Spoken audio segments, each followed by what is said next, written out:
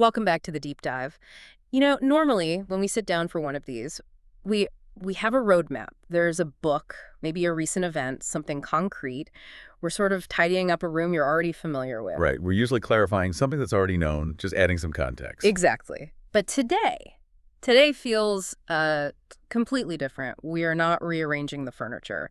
It feels more like we're taking a sledgehammer to the floorboards. That's a good way to put it. We're looking at the very foundation of the house and starting to suspect that the concrete we're all standing on might actually be, I don't know, computer code. It is, without a doubt, one of the most ambitious stacks of research we have ever decided to tackle. Stack feels like a very polite word for what this is. We're looking at this just chaotic and fascinating collection of source materials today. There are these dense theoretical dialogues, chat logs, literal chat logs between researchers, and pages of these mathematical derivations that, and I am not exaggerating here, propose a complete restart A restart of everything. of how we understand geometry, physics, the universe itself. It's a lot. It's incredibly ambitious material. Yeah. It really is. It starts with a question that honestly sounds like a bit of a joke. Right. Why do we use circles in math? And somehow, it ends with a proposed solution to the black hole information paradox. It's an absolutely wild journey. It goes from like your high school geometry class straight to the event horizon of a singularity. And I have to admit, when I first opened up the files and saw the titles, conditional collapse theory, triangle-based complex numbers, Yeah. I had this visceral reaction. Oh, I'm sure. I thought, okay, this is going to be dry. This is going to be homework. Yep, and this was it. No. Hmm. That is the insane thing about it. As soon as I pushed past that initial wall of jargon, I started hitting these phrases, things like cosmic zip files, three infinities, weighted points, and all of a sudden, I wasn't doing math anymore. I was picturing planets as these heavy vibrating points on a giant cosmic guitar string. It does have a certain poetic quality to it, doesn't it? Yeah, It grounds these enormous ideas in something you can almost feel. it really does. But before my brain completely melts, we have to put some structure on this. We have to be really disciplined because this theory is an absolute monster. Agreed. A structured approach is the only way through. Okay, so here's the game plan for you listening.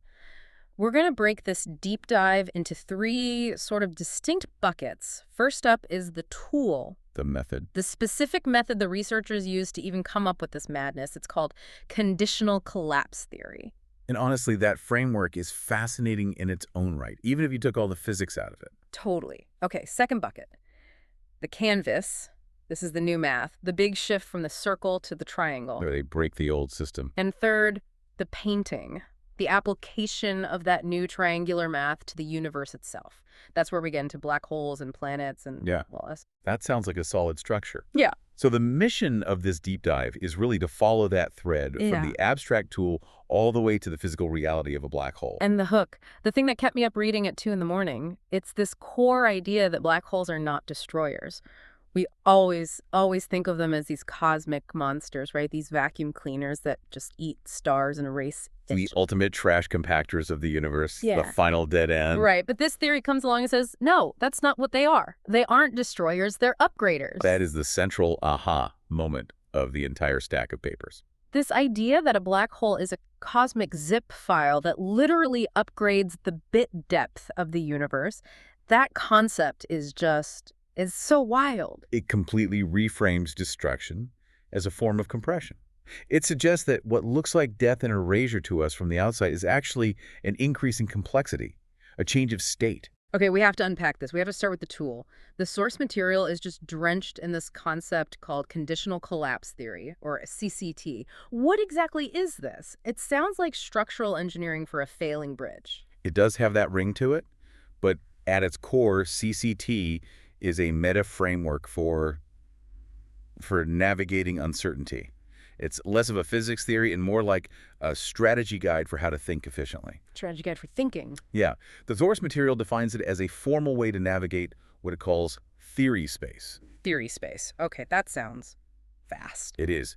Imagine a warehouse the size of a solar system, and it is pitch black inside. And somewhere in that dark warehouse is the correct answer to a question like, how does gravity really work? Okay, so every possible theory, right or wrong, is an object in this giant dark room. Every single one. The theory of general relativity is in there, Yeah. string theory is in there, and a billion incorrect theories like gravity is caused by invisible space goats are in there too. I'm in the dark room. I'm looking for the answer to how does the universe work? Now what? Well, the standard way of doing science might be to just start crawling around on your hands and knees, feeling every single inch of the floor, cataloging every speck of dust, hoping you eventually just bump into the right answer. Which would take, basically forever, infinite time. And infinite energy. And this is the absolute key to CCT.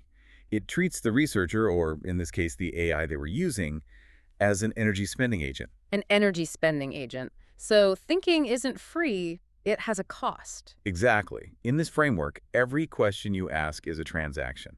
It literally costs energy to process information. Just like your laptop gets hot when it's running a complex simulation, your brain, or a whole research team, burns real physical resources to ask a single question and evaluate the answer. So you can't just ask random questions. You'd go bankrupt, intellectually speaking. You have to be incredibly efficient. You have to be. And the source material uses this brilliant analogy that I think makes it all click. It compares the process to the game, 20 questions. I love 20 questions. I am weirdly good at it. Okay, let's play around then. But there's a catch. Imagine that every single time you ask me a yes or no question, I charge you $100. It comes right out of your bank account. Oof. Okay, wow, the stakes just went way, way up. I'm not going to just blurt out, is it a toaster? Exactly. You have an object in mind. I do. Okay. Yeah. If my first question is it a banana? And you say no.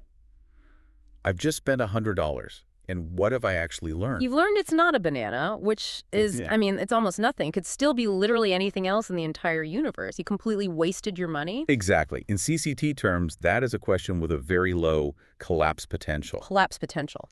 I haven't collapsed the theory space. I've barely made a dent. The room is still dark. My bank account is $100 lighter. So to save money, to be efficient, you need to ask a question that turns on half the lights in the room at once. Precisely. A much better question would be, is it a living thing? Right, because if I say no, boom.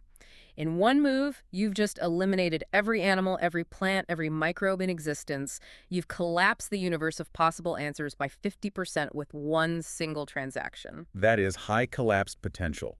And CCT is the formal process of finding the collapse path, the most energy-efficient sequence of high-potential questions to find the truth without going bankrupt. So bringing this back to the physics papers we're looking at, the researchers who wrote this, they aren't just, daydreaming about triangles. They are actively playing this high-stakes 20 questions game with mathematics itself. That's a perfect way to describe it. They are treating the universe as a giant data set. They ask a question like, does the universe behave like it's built on a circle? And they check the energy cost. They see how well that answer fits. And if it generates too much friction, too many paradoxes, or requires too many extra variables to work. They say, too expensive, wrong path. That question has low collapse potential. Precisely. And that disciplined, energy-conscious process is what leads them to their first really big collapse. The moment where they seriously considered that the shape we've used for basically everything in modern physics might be the wrong fundamental question to be asking. Which is just, that's a huge step to take. Deploying up the floorboards. It is. And this moves us squarely into our second section, the math. And I know hearing the phrase, the math, makes some people's eyes glaze over, but you have to stick with us on this because this is where the visual reality of their theories starts to take shape. It's all about the pictures in your head. We have to talk about the unit circle. Even if you haven't touched a math textbook since high school, you probably have a vague memory of this thing. It's the basis of trigonometry, sine waves. It's the foundation of how we build bridges, design electrical circuits, AC power grids, Fourier analysis, which is how we process digital audio and images, everything. So it's not a small thing. The unit circle is the absolute bedrock of modern complex analysis. And the key property of that circle, the real reason we love it so much, is that it is isotropic. Isotropic. Okay, let's pause on that word. What does that mean in simple terms? It means the same in all directions. If you are standing in the dead center of a perfectly circular room and you look out, the wall is the same distance away no matter which way you turn. The horizon is uniform. It's smooth.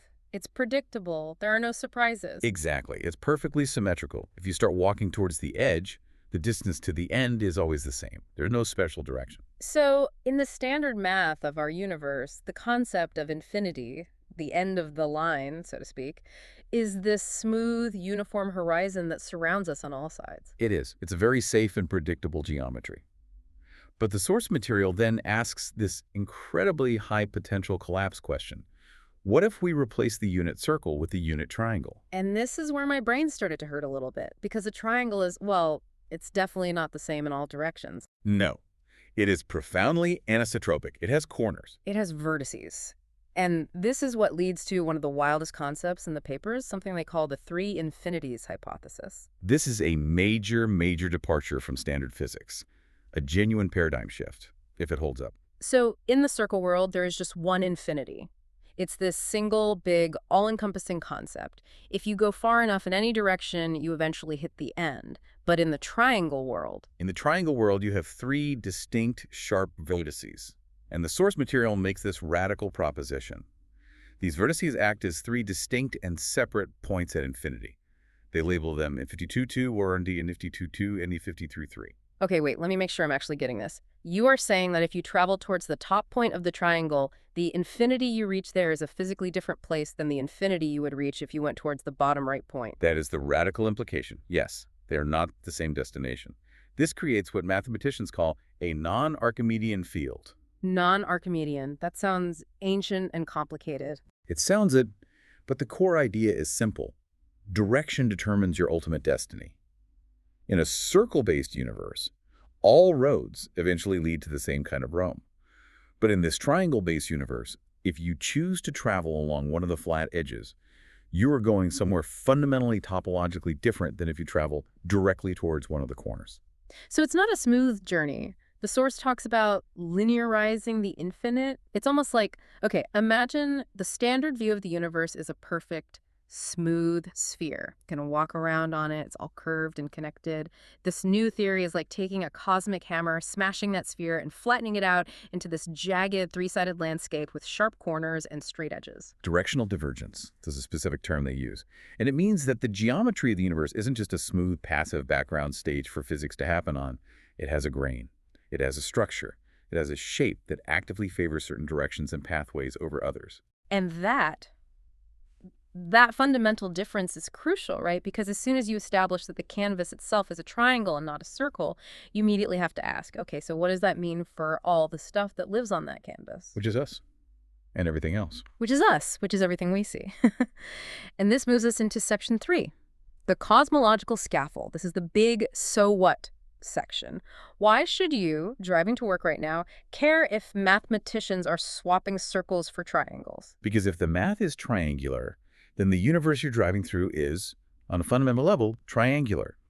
The expert in the text, well, it's an AI construct in the dialogues, but it acts as the expert. It bridges this gap with something they call the mapping hypothesis. Okay, let's break this mapping down piece by piece. A triangle has 3 basic parts, right? You've got the vertices, which are the corners. You've got the edges, the straight lines connecting them. And then you have all the points that can exist on those lines. Exactly. Let's start with the biggest, most extreme parts, the vertices. Those 3 distinct infinities we were just talking about. In this physical model, those map directly to cosmic singularities. No, black holes. Black holes, or maybe the Big Bang singularity itself. They are the absolute boundaries of the system. They're the points where concepts like distance and density become infinite, the corners of reality. Okay, the corners of reality are black holes. That is a genuinely terrifying image. So what are the edges, the lines connecting these terrifying corners? The edges are the pathways that connect the singularities. In cosmology, we might think of these as geodesics, the straightest possible paths to space-time. Or perhaps more visually, they could map to the cosmic filaments. The cosmic web. The cosmic web, exactly. Those massive thread-like structures of dark matter and galaxies that we see stretching between galaxy clusters across the entire universe. So the observable universe is literally this web of impossibly long lines connecting ancient black holes. That's the picture the model paints. Okay, and then we get to the weighted points. This is where it got really, really interesting for me. Because the source says that planets, stars, galaxies, all matter isn't just stuff that's floating around randomly in the void between those edges. No, and this is a huge philosophical shift in perspective. In this framework, matter is not a fundamental substance. Instead, it's defined as a location on one of the triangle's edges where there is a high degree of entropy reduction. Entropy reduction. That's a bit abstract. Help us visualize what that actually means. Okay, think of one of those cosmic edges, like a single guitar string, stretched incredibly tight between two black holes. Okay, got it. Cosmic guitar string. Now, that string can vibrate, most of it just vibrating with random noise, chaos, high entropy. Yeah. But when you pluck a guitar string, it doesn't just vibrate randomly everywhere. Certain points on the string barely move at all, while others vibrate with a pure, stable tone. Those are the nodes. The harmonics. The harmonics, exactly. They're points where the energy is focused, stable, and structured, where order spontaneously emerges from the chaos. And the rest of the string is just noise and fuzz. Chaos, high entropy vibration. But at the node, there is structure, there is information. The source material suggests that matter Earth, the sun, you, me, we, form at these nodes. We are stable, resonant vibrations on a cosmic line that connects singularities. So a planet isn't a thing in the way we normally think about it. It's a stable hum, a persistent chord being played on the fabric of reality. Essentially, yes. The text uses the symbol delta H Doller to represent this weight or information density. A high delta H W means a location with a high degree of order and information. It's a spot where the universe is thinking harder, to use a metaphor. And this ties right back into that computer analogy you mentioned earlier, the whole bit depth concept. Yes, it connects perfectly. The source material is explicit that the universe can and perhaps should be viewed as a computational system. The locations where planets and life form, these high delta H points, are places where the computational bit depth of reality itself gets a local upgrade. Let's talk about bit depth for a second, just to make sure everyone's with us. In digital audio, a low bit depth recording sounds fuzzy and full of static, like an old AM radio station. But a high bit depth recording is crystal clear, high fidelity. Or think about video game graphics. You have 8-bit graphics from the 80s. Mario is just a few colored blocks. That's a very low bit depth representation of a person. Then you look at a modern 4K video game where you can see the individual pores on a character's face. That's an incredibly high bit depth reality. So the vast empty space between the stars, the void, that's 8-bit Mario. Low bit depth. Simple computation. It's the background processing of the cosmic computer. Not much is happening there. And Earth, a human brain, the insane complexity of a living cell. That's 4K, ray tracing, max settings. Extremely high bit depth, incredibly complex computation happening in a very localized area. We are living inside the cache locations of a cosmic processor. We are the high-res sprites in the game. That is a very, very apt way to put it. We are the high-density clusters of information that have formed on the network cables connecting the black hole servers. That is profoundly humbling and also a little terrifying. It makes me feel less like a person and more like a complex function, a subroutine running in a much grander piece of code. Well, try not to have a full-blown existential crisis just yet, because we haven't even gotten to the main event. Right. The black holes, the corners of the triangle. If planets and people are just stable nodes on the line, what happens when you slide all the way to the end of that line? What happens when you finally hit the vertex? You hit the black hole. And this brings us to section 4, the climax. This is where this incredibly weird abstract theory tries to do something that physicists have considered almost impossible. It tries to solve the black hole information paradox. The undisputed holy grail of modern theoretical physics. We should probably just quickly recap the paradox for anyone who doesn't have Stephen Hawking on speed dial. Why is this such a massive deal? Why have physicists been losing sleep over this for half a century? The short version is this. You have two pillars of modern physics, and they flat out contradict each other. Pillar 1 is quantum mechanics, and it has a golden rule, a non-negotiable law called unitarity. Unitarity, meaning? Meaning information can never, ever be truly destroyed. It could be scrambled, hidden, or rearranged, but it's never deleted from the universe. So if you burn a book, the information in that book, the story, the words, isn't actually gone. Exactly. It's just been transformed into ash, smoke, and heat. Theoretically, if you had a supercomputer powerful enough to capture every single particle of ash and every photon of heat released, you could run the entire process backwards in your simulation and reconstruct the original text of the book. Okay, so technically the past is never truly erased. It's just shuffled into a more chaotic state. Correct. Unitarity means the movie of the universe can, in principle, always be rewound. But then comes pillar number 2, general relativity and black holes. Stephen Hawking famously discovered that black holes aren't perfectly black. They leak a tiny bit of energy now called Hawking radiation.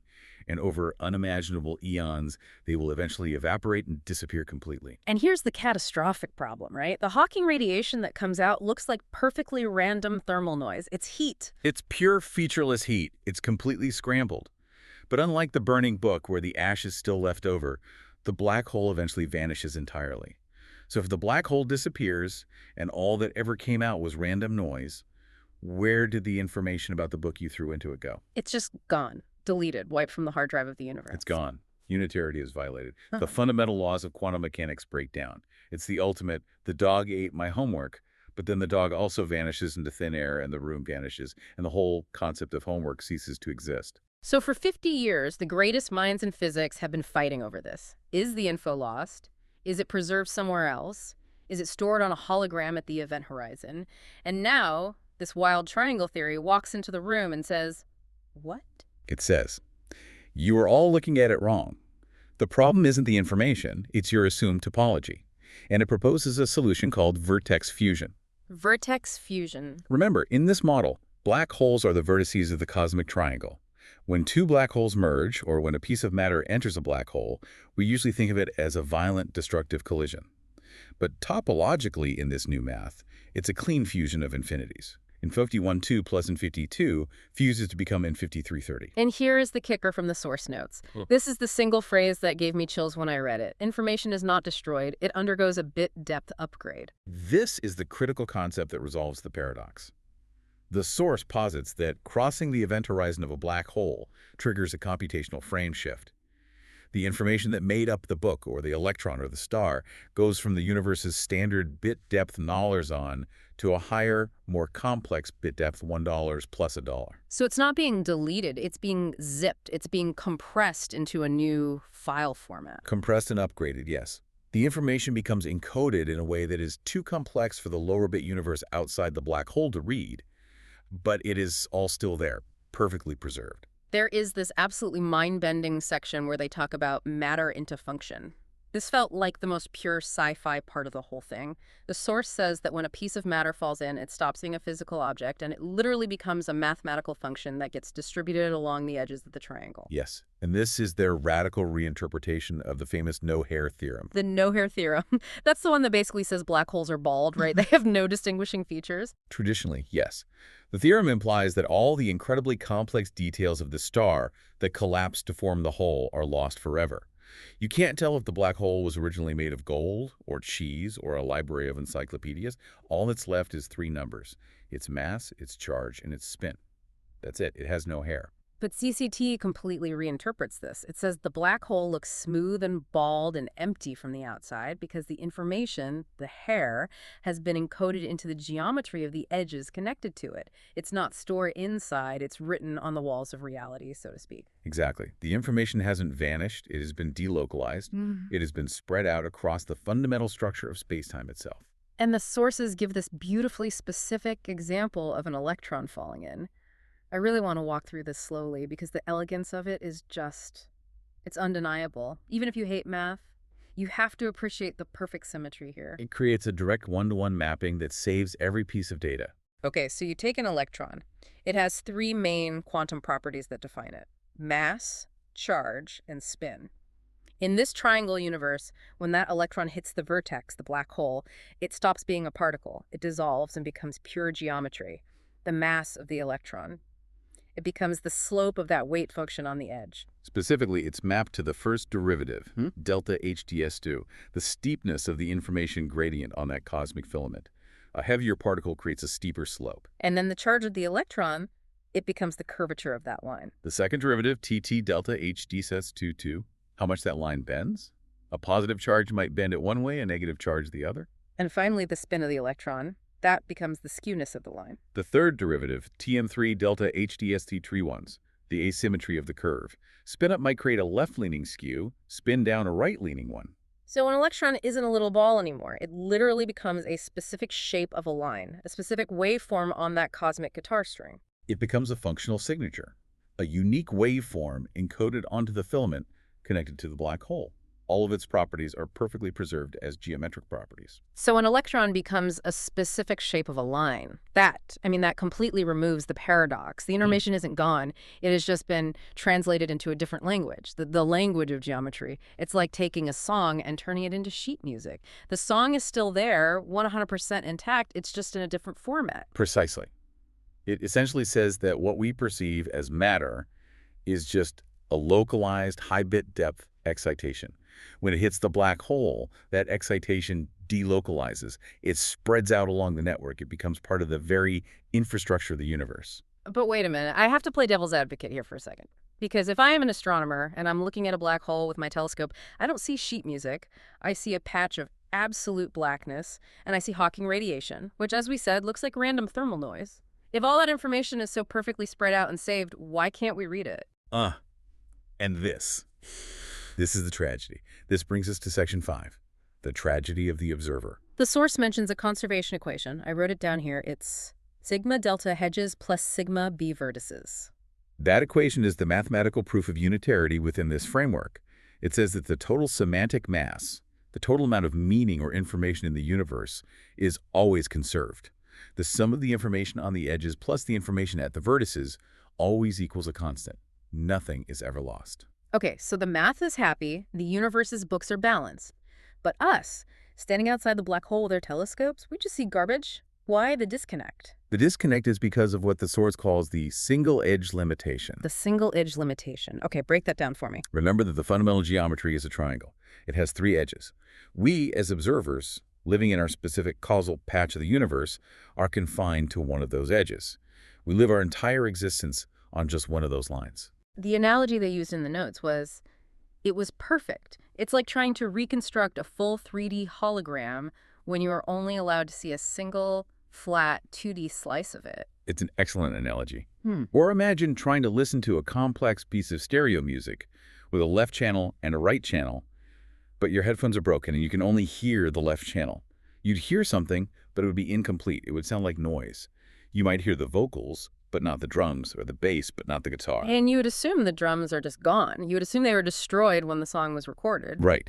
But they aren't gone at all. You simply lack the access to the other channel. To reconstruct the original electron, to hear the full song, you need the data from all 3 edges simultaneously. You need the full topology. And this ties directly into the concept of quantum error correction, doesn't it? It does, very neatly. The expert in the source material posits that the entire triangle scaffold of the universe acts as a massive, natural, quantum error correcting code. The information from the electron is deliberately distributed non-locally. It's split up into redundant pieces.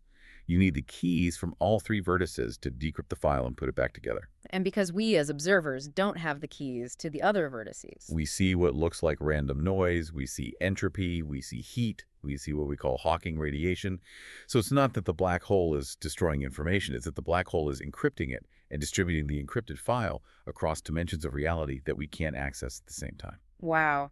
That completely flips the script. The failure isn't in the physics of the black hole. The failure is in us. The failure is that we are localized, single-channel, low-bit observers trying to read a high-bit, multi-channel, non-local hard drive. We simply lack the bandwidth. We're trying to download a 4K movie on a 1990s dial-up modem. To us, it just looks like static. Man, that is... okay. That is a heavy thought. It makes the universe feel so much bigger and us so much smaller and more limited. But it leads to the final obvious question. Section 6.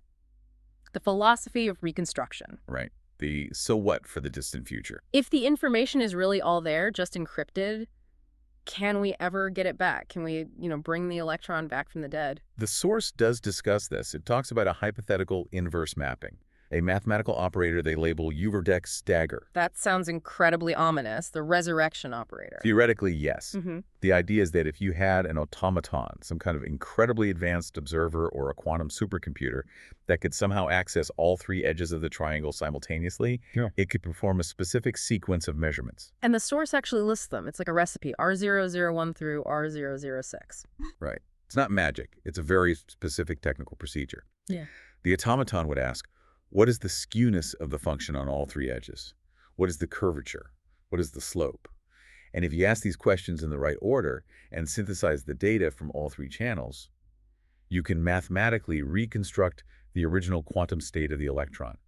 You can pull the ghost back out of the machine. But there has to be a catch. In physics, there is always a catch. And it's a big one. It's called the cost of resurrection. Reconstructing that electron, pulling it back into reality, it costs energy. A tremendous amount of energy, and not just any random amount. The symmetry here is what makes it so beautiful and believable. The energy the black hole spent compressing the matter into information, which is the gravitational potential energy of the original collapse, is exactly equal to the energy required to decompress it back into matter. So nature enforces the laws of physics through the sheer cost of asking questions. You can get the book back from the ashes, but the energy you would need to expend to unburn the ash and smoke is precisely equal to the energy that was released when you burned it in the first place. Which preserves the second law of thermodynamics perfectly.